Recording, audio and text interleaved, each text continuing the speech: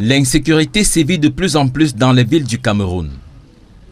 À l'instar d'un Konsamba dans le département du Mungo, où les populations sont à la merci des braqueurs et autres faussaires. Le vol des motos, des voitures et toute la fabrication des faux billets. Moi-même pour la fabrication des faux billets, je suis victime parce qu'on m'a donné maintes fois les faux billets.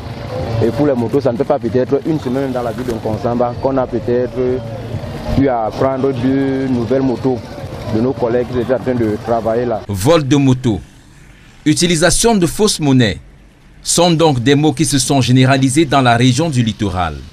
C'est pour endiguer le mal que le commandant de la Légion du littoral a recommandé à toutes les unités de mener des actions sur le terrain.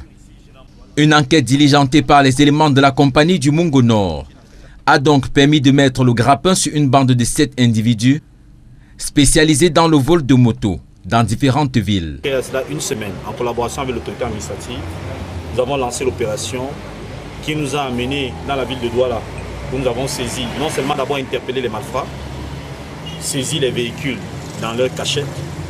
La dite opération nous a encore amenés à Yaoundé. Nous avons pu retrouver un véhicule de ce côté-là avec 2 personnes qui ont été interpellées. Et puis nous sommes rendus du côté de Bafoussam. Nous avons mis la main sur un autre malfrat avec un autre véhicule. Une autre spécialité de ces présumés braqueurs, c'est la mise en circulation des fausses coupures de monnaie, avec la complicité de certains commerçants véreux. Ils fabriquent des faux billets qu'ils écoulent dans le marché, ils travaillent en collaboration avec certains colboxeurs.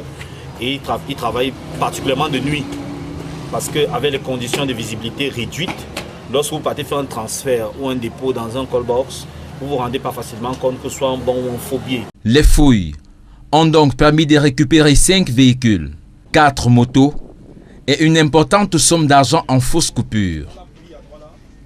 Une opération réussie grâce à la collaboration des populations. Un travail comme celui-ci ne saurait avoir de résultats si la contribution des populations n'est pas à jour.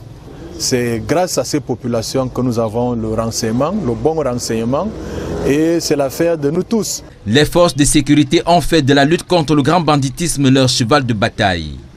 Même si sur le terrain, le résultat n'est pas encore effectif.